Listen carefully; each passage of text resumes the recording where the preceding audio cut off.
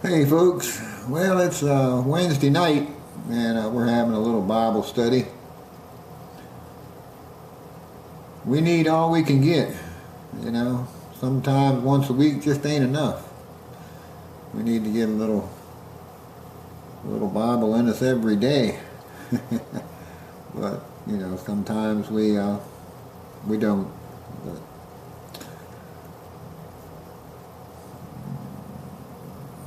if we can only do it twice a week, that's better than not doing it at all. We're digging into Samuel. It's a pretty interesting story. It's a long one, but we'll get through it. So here we go. The Book of Samuel.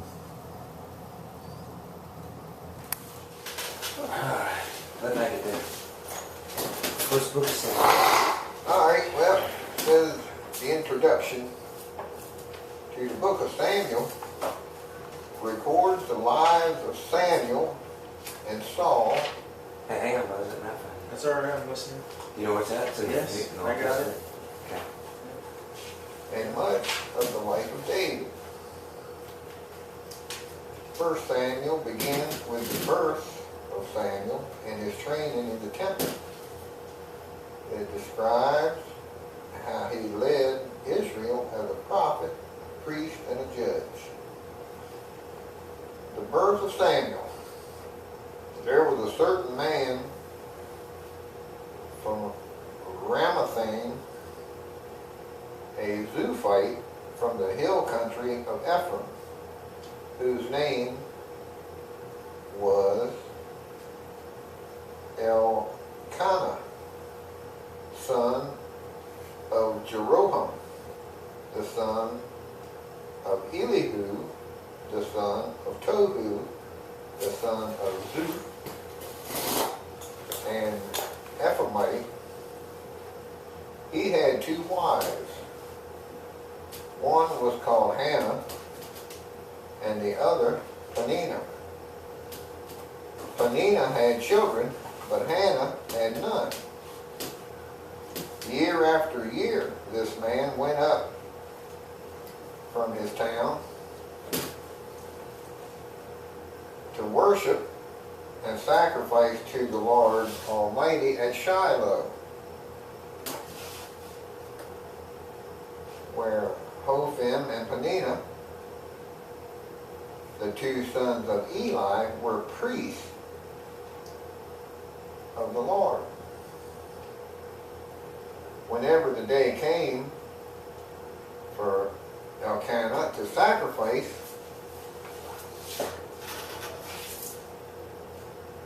he would give portions of the meat to his wife Peninnah and to all her sons and daughters. But to Hannah he gave double portion because he loved her. And the Lord had closed her womb. And because the Lord had closed her womb, her rival kept provoking her in order to irritate her. This went on year after year. Whenever Hannah went up to the house of the Lord, her rival provoked her till she wept and could not eat. Elkanah, her husband, would say to her, Hannah, why are you weeping? Why don't you eat? Why are you downhearted? Don't I mean more to you than 10 sons? Once, when they had finished eating and drinking in Shiloh, Hannah stood up. Now, Eli the priest was sitting on a chair by the doorpost of the Lord's temple. In bitterness of soul, Hannah wept much and prayed to the Lord. And she made a vow saying, O Lord Almighty, if you will only look upon your servant's misery and remember me and not forget your servant and give her a son, then I will give him to the Lord for all the days of his life. No razor will ever be used on his head. As she kept on praying to the Lord, Eli observed her mouth. Hannah was praying in her heart, and her lips were moving, but her voice was not heard. Eli thought she was drunk and said to her, "How long will you keep on getting drunk? Get rid of your wine." "Not so, my lord," Hannah replied. "I am a woman who is deeply troubled. I have not been drinking wine or beer. I was pouring out my soul to the Lord. Do not take your servant for a wicked woman. I have been praying here out of my great anguish and grief." Eli answered, "Go in peace, and may the God of Israel grant you what you have asked of him." She said, "May your servant find favor in your eyes." Then she went her way and ate something, and her face was no longer downcast. Early the next morning, they arose and worshiped before the Lord, and men went back to their home at Ramah. Elkanah lay with Hannah his wife, and the Lord remembered her. So in the course of time, Hannah conceived and gave birth to a son. She named him Samuel, saying, "Because I asked the Lord for him." That's cool. When the man Elkanah went up with all his family to offer the annual sacrifice to the Lord and to fulfill his vow, Hannah did not go. She said to her husband, "After the boy is weaned, I will take him."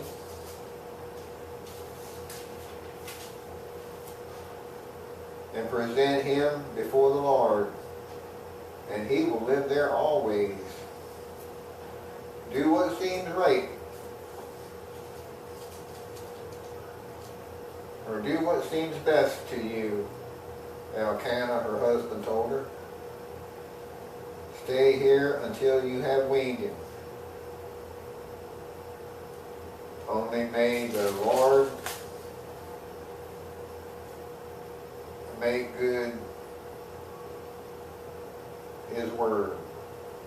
So the woman stayed at home and weaned her son, or stayed home and nursed her son until she had weaned him. After he was weaned, she took the boy with her, young as he was, along with a 3-year-old bull, and Ephraim of flour and a skin of wine, and brought him to the house of the Lord at Shiloh. When they had slaughtered the bull, they brought the boy to Eli, and she said to him, "As surely as you live, my lord, I am the woman who stood here beside you praying to the Lord. I prayed for this child, and the Lord has granted me what I asked of him. So now I give him to the Lord. for his whole life he will be given over to the Lord. And he worshiped the Lord there. Then Hannah prayed and said, my heart rejoices in the Lord, and the Lord, my horn is lifted high. My mouth boasts over my enemies. Find it? No, where are we at? But I delight in your deliverance. Samuel 2? First Samuel. I was just, yeah, I know, First Samuel. I was Second paragraph. Just starting the second. There is no one holy like the Lord. There is no one besides you. There is no rock like our Lord. Do not keep talking so proudly, or let your mouth speak such arrogance.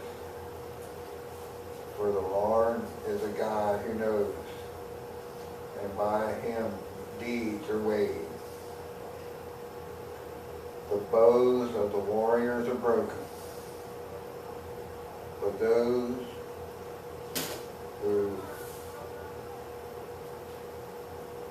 stumbled will be armed with strength.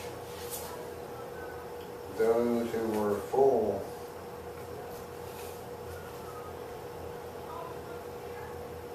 hire themselves out for food, and those who were hungry hunger no more. The one who is barren has borne 7 children, but the one who has had many sons pines away.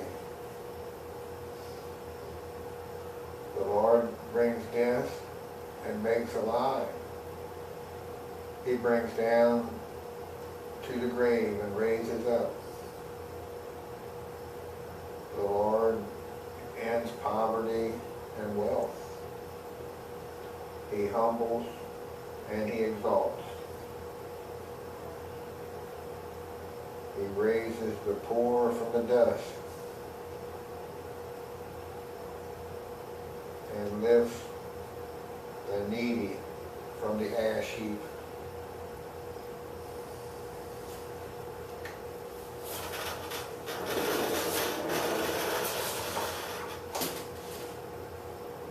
You want to read? I'm having a hard time seeing Yeah, this. man, I don't want to read.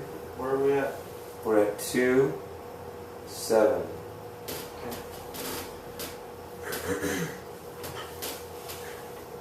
Samuel 1. I got it. 2. The Lord makes one poor and another rich. He brings one down and lifts another up. He lifts the poor from the dust, yes, from a pile of ashes. He treats them like princes, placing them in seats of placing them in seats of honor. Where are you? 1 Samuel Chapter 2. 2:7. 7. Now I'm at 9. Well, basically what she's doing, Sorry. like she is so You have the right spot. thankful. There's a written a little different. She's so thankful that God finally gave her a son, that she is just praising God throughout all this Right. long prayer. She's just praising God, saying how great God is and how good He is. You know. It's a good prayer too. Yeah. It's like it's a really good poem kind of. She's got it figured out. She must have been a good woman. And then she was bullied by the other girl who had a lot of the kids. Yeah. He will protect his goodly ones, but the wicked will perish in darkness. No one will succeed by strength alone. Those who fight against the Lord will be broken. He thunders against them from heaven. The Lord judges throughout the earth. He gives mighty strength to his king. He increases the might of his anointed one. Then Elkanah and Hannah returned home to Ramah without Samuel, and the boy became the Lord's helper, for he assisted Eli the priest. Now the sons of Eli were scoundrels who had no respect for the Lord. One of their duties as priests, whenever anyone offered a sacrifice, Eli's son would send over a servant with a 3-pronged fork. While the meat of the sacrificed animal was still boiling, the servant would stick the fork into the pot and demand that whatever it brought up be given to Eli's son. All of Israelites who came to worship at Shiloh retreated this way. You catching what's happening here? The sons of Eli are spoiled, Yeah. and one of them, Like Eli, he's the main priest. right? Like he's overseeing the whole temple. Yeah. And he's got how many sons? you said? 7. So I think it's He's got 7 sons who you would think, being their dad was the high priest, that these guys would just be Oh, it perfect didn't say how many. sons. Sorry. And Yeah, you evidently think they're so. just a bunch of knuckleheads. And here this poor lady that couldn't even have any sons gave Eli her baby boy. To Eli, God yeah. gave me this boy and I'm giving him back to God. Here, you raise him. Right. So you think that he's maybe destined the way the other sons are? But anyway, go ahead. So he check it out. He had a fork and he brought it up, and whatever he came up, he would plunge it into the pan or kettle or cauldron, and the priest would take for himself whatever the fork brought up. So they'd always get the first piece or Yeah. something. All the Israelites who came to worship at Shiloh retreated this way. Sometimes a servant would even come before the animal's fat had been burned on the altar. He would demand raw meat before it had been boiled so that it could be used for roasting. The man offered a sacrifice might reply, "Take as much as you want, but the fat must be burned." Then the servant would demand, "No, give it to me now or I'll take it by force." So the sin of these young men was very serious in the Lord's sight, as they treated the Lord offerings with contempt. Now Samuel, though only a boy, was the Lord's helper. He wore a linen tunic just like that of a priest. Each year his mother made a small coat for him and brought it to him when she came with her husband for the sacrifice. Before they returned home, Eli would bless Elkanah and his wife and say, "May the Lord give you other children and take the place of the one she gave to the Lord." And the Lord gave Hannah 3 sons and 2 daughters. Wow. Meanwhile, Samuel grew up in the presence of the Lord. Now Eli was very old, but he was aware of what his sons were doing to the people of Israel. He knew, for instance, that his sons were seducing the young woman who assisted at the entrance of the tabernacle. Eli said to them, "I have been hearing reports from the people about wicked things you are doing. Why do you keep sinning? Why must stop? You must stop, my sons. The report I hear among the Lord's people are not good. If someone sins against another person, God can mediate for the guilty party. But if someone sins against the Lord, who can intercede?" But Eli's son wouldn't listen to their father, for the Lord was already planning to put them to death. Meanwhile, as young Samuel grew taller, he also continued to gain favor with the Lord and with the people. One day a prophet came to Eli and gave him this message from the Lord. Didn't I reveal myself to your ancestors when the people of Israel were slaves in Egypt? I chose your ancestor Aaron from among all his relatives to be my priest, to offer sacrifices on my altar, to burn incense, and to wear the priestly garments, as he served me.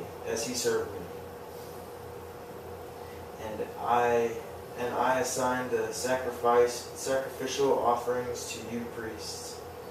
So why do you scorn my sacrifices and offerings? Why do you honor your sons more than me?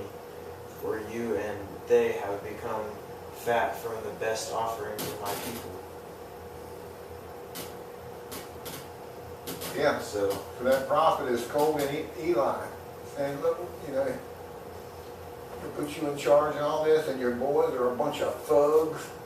Yeah. They're skimming off the top of the sacrifices. They're seducing the women. Yeah. But meanwhile, little Samuel, he's growing up, and he's still good. He ain't messing up like the other ones are. Therefore, the Lord, the God of Israel, says, the terrible things that you are doing cannot continue. I had promised that your branch of the tribe of Levi would always be my priest, but I will honor only those who honor me, and I will despite those who despite me. I will put an end to your family, so it will no longer serve as my priest. All the members of your family will die before their time. None will live on to a ripe old age. You will watch with envy as I pour out prosperity on the people of Israel, but no members of your family will ever live out their days. Those who are left alive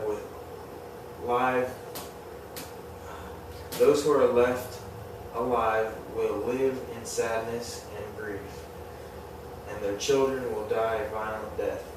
And to prove that what I have said will come true, I will cause your two sons, Hophni and Phinehas, to die on the same day.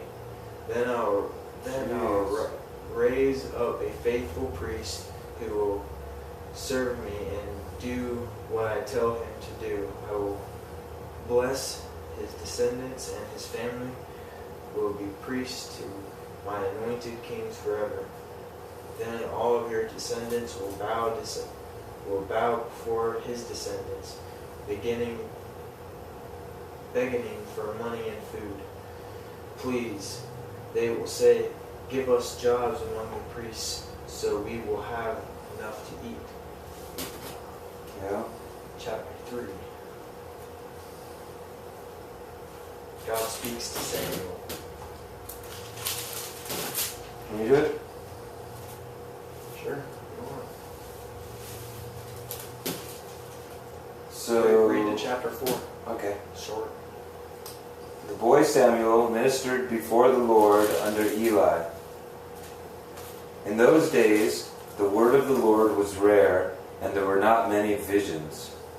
But one night, Eli, whose eyes were becoming so weak that he could barely see, was lying down in his usual place. The lamp of God had not yet gone out, and Samuel was lying down in the temple of the Lord, where the ark of God was. Then the Lord called Samuel, and Samuel answered, Here I am. And he ran to Eli and said, Here I am. You called me? But Eli said, I did not call. Go back and lie down. So he went and laid down. Again the Lord called, Samuel. And Samuel got up and went to Eli and said, Here I am. You called me? My son, Eli said, I do not call, go back and lie down. Now Samuel did not yet know the Lord. The word of the Lord had not yet been revealed to him. The Lord called Samuel a third time, and Samuel got up and went to Eli and said, Here I am. You called me? Then Eli realized that the Lord was calling the boy. So Eli told Samuel, Go back and lie down, and if he calls you, say, Speak, Lord, for your servant is listening. So Samuel went and laid down in his place. The Lord came and stood there, calling out like the other times, Samuel, Samuel. Then Samuel said, Speak, for your servant is listening. And the Lord said to Samuel, See, I am about to do something in Israel that will make the ears of everyone who hears it tingle. And that time I will carry out against Eli everything I have spoken against his family, from beginning to end. For I told him that I would judge his family forever because of the sin he knew about. His sons made themselves contemptible, and he failed to restrain them. Therefore I swore to the house of Eli, the guilt of Eli's house will never be atoned for by sacrifice or offering. So no matter what they did, they couldn't really lift the curse. Right? Well, that's what, the prophet was saying, like if a man sins against a man, the Lord... Yeah, the Lord can forgive that. Mediate for him, but if a man That's sins right. against the Lord, Yeah. who's going to mediate for you? You're pretty much done. Yeah. Yeah. That's your lawyer. So these guys, they're done. So the Lord was telling Eli about the guilt of Eli's house will never be atoned for by sacrifice or offering. And then Samuel lay down until morning and opened the doors of the house of the Lord. He was afraid to tell Eli his vision, but Eli called him and said, Samuel, my son. Samuel answered, Here I am. What was it he said to you? And Eli asked, Do not hide it from me. May God deal with you, be it ever so severely, if you hide from me anything he told you. So Samuel told him everything, hiding nothing from him. Then Eli said, He is the Lord, let him do what is good in his eyes. And the Lord was with Samuel as he grew up, and he let none of his words fall to the ground. After all Israel, from Dan to Beersheba, excuse me, recognized that Samuel was attested as a prophet of the Lord. The Lord continued to appear at Shiloh, and there he revealed himself to Samuel through his words. And Samuel's word came to all Israel. Wow. It's getting good now. Yeah. Well, think about it now. This kid, he's just a normal kid. His mama prayed for a boy. God gave her a son. She gave the son back to God and took him to the temple and dropped him off as soon as he was weaned. I don't know how old he was, but Yeah. probably a toddler, Yeah. and just gave him to the high priest, raised him up to serve the... Well, that's what she promised God in her prayer, that if she'd give him back to her. And then the next time when she went, the priest prayed that God would bless her with more children because she had a bunch more youngers. But Samuel grew up in the temple, basically as adopted son of the high priest, and his big brothers were all priests, and they were a bunch of crooks. Yeah. It must have been pretty bad for God to really curse him like that. They were taking advantage of everybody. But God knew what was happening before it ever happened, and he knew that no matter what Eli's sons did, you know, he was gonna put somebody there to do things right, and that was Samuel. Yeah, that's right. And if you know, as we get into this, Samuel, you know, there's 2 books in the Bible called Samuel. Right, yeah. Like, he ain't going nowhere. He's going to be with us for a long time. You know? Well, the thing is too, like they said, that the word of the Lord was rare.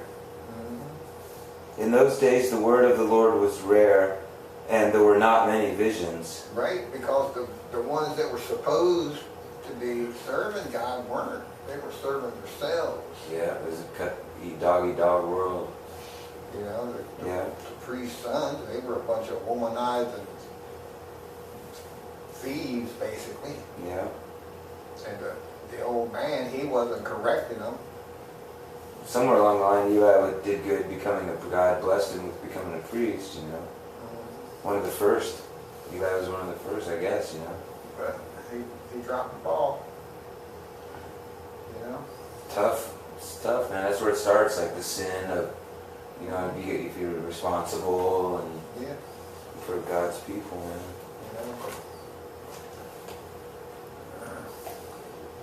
You know? Who's that? Where are we at? 4. Okay, I'll read to the 5th. 4.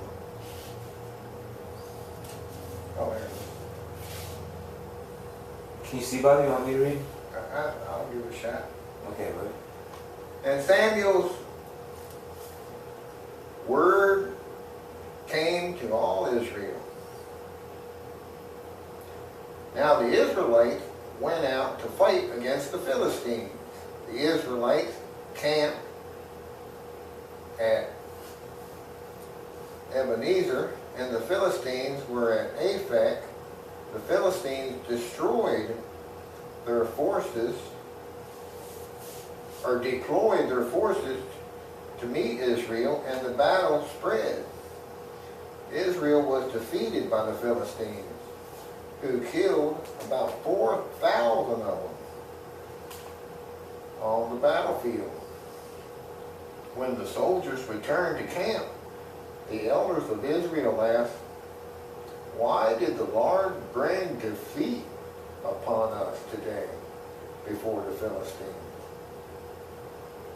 Let us bring the ark of the Lord's covenant from Shiloh, so that it may go with us and save us from the hand of our enemies." Now you know what they're talking about, right? Ark of the Covenant from Shiloh.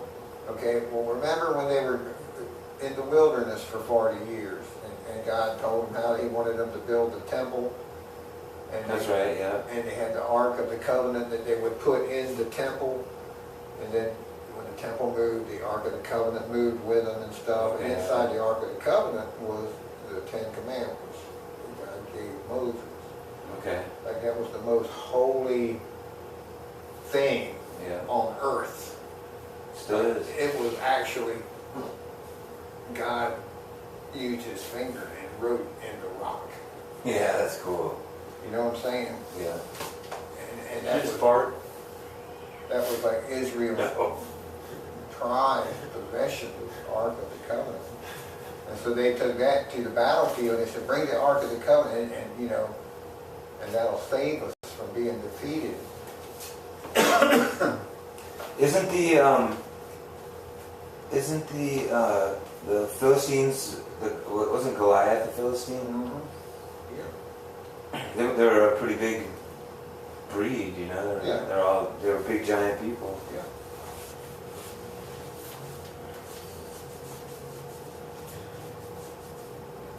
So the people sent them to Shiloh, and they brought back the Ark of the Covenant of the Lord Almighty, who is enthroned between the cherubim.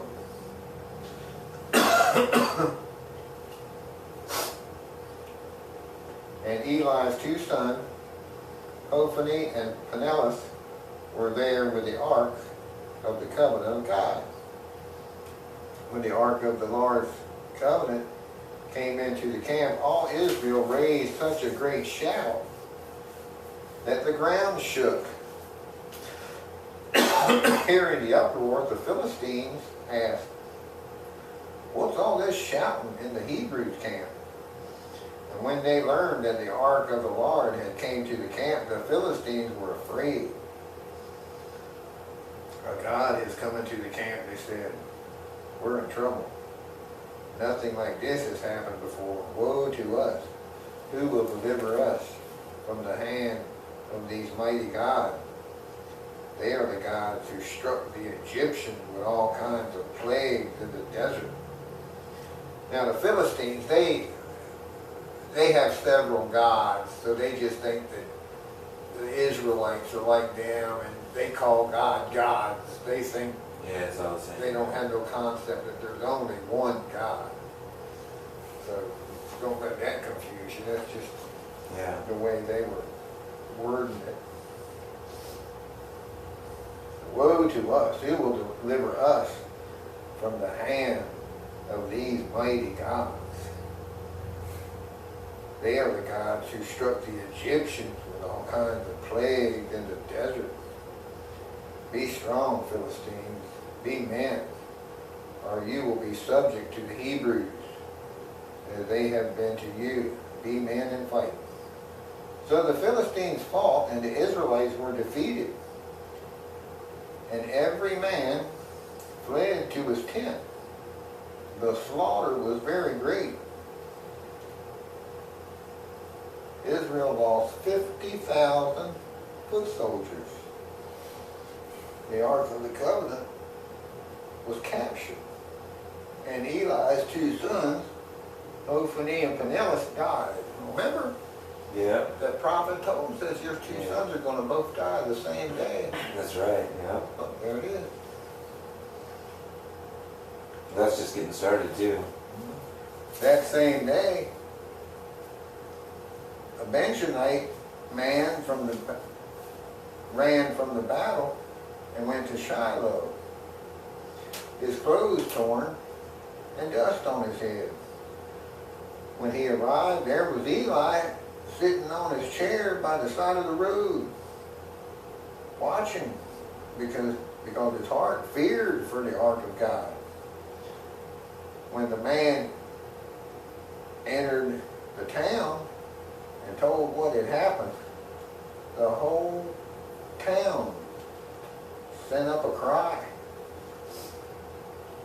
Eli heard the outcry and asked, "What is the meaning of this uproar?" And the man hurried over to Eli, who was 98 years old and whose eyes were set so that he could not see. He told Eli, "I have just come from the battle. I fled from it this very day." And Eli asked, "What happened, my son?" The man who had brought the news replied, "Israel fled before the Philistines, and the army has suffered heavy losses. Also, your two sons, Hophni and Phinehas, are dead, and the ark of God has been captured." When he mentioned the ark of God, Eli fell backward off his chair by the side of the gate. His neck was broken and he died. For he was an old man and heavy. He had led Israel 40 years. His daughter-in-law, the wife of Phinehas, was pregnant and near the time of delivery. And when she heard the news that the ark of God had been captured and that her father-in-law and her husband were dead, she went into labor and gave birth, but was overcome by labor pains. As she was dying, the women attending her said, "Don't despair, you have given birth to a son." but she did not respond or pay any attention.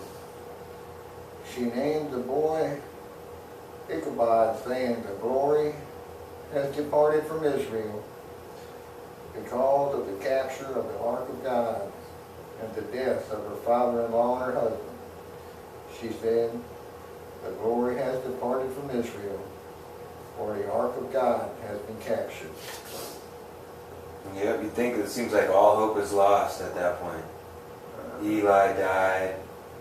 The Philistines or whatever, they captured the ark. Well, that prophet told Eli, you know, your whole family is just going to, Yeah. you know. Well, yeah, the prophet didn't get it. They knew it was going to happen. Yeah. Well, I wonder why they didn't desecrate the ark though, and you know, like damage it or whatever. Where's that coming?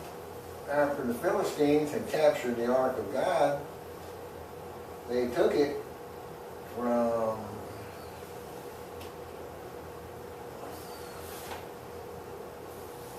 Ebenezer to Ashdod.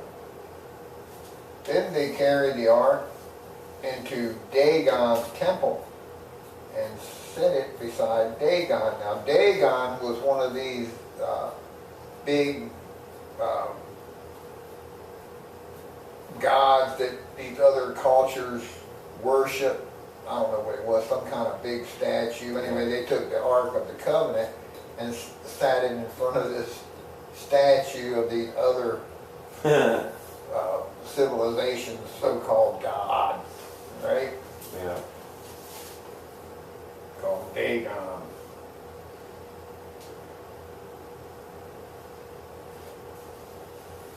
Philistines, yeah. After the Philistines had captured the Ark of God, they took it from Ebenezer to Ashdod, and they carried the Ark into Dagon's temple. So I guess that was the Philistines' god, Dagon. Dagon, yeah.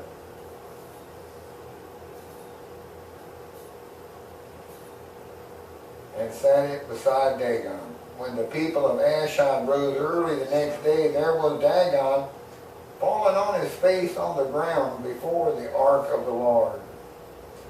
They took Dagon and put him back in his place. But the following morning, when they rose, there was Dagon fallen on his face on the ground before the ark of the Lord. His head and hands had been broken off and were lying on the threshold. Only his body remained. And that is why, to this day, neither the priest of Dagon nor any others who enter Dagon's temple at Ashdod step on the threshold. The Lord's hand was heavy upon the people of Ashdod and its vicinity, and brought devastation upon them, and afflicted them with tumors. When the men of Ashdod saw what was happening, they said, "The ark of the God of Israel must not stay here with us, because his hand is heavy upon us and upon Dagon our God." So they called together all the rulers of the Philistines and asked them, "What shall we do with the ark of the God of Israel?"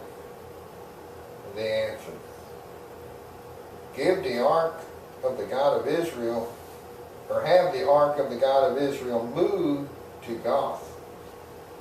So they moved the ark of the God of Israel. But when they had moved it, the Lord's hand was against that city, throwing it into a great panic. He afflicted the people of the city, both young and old, with an outbreak of tumors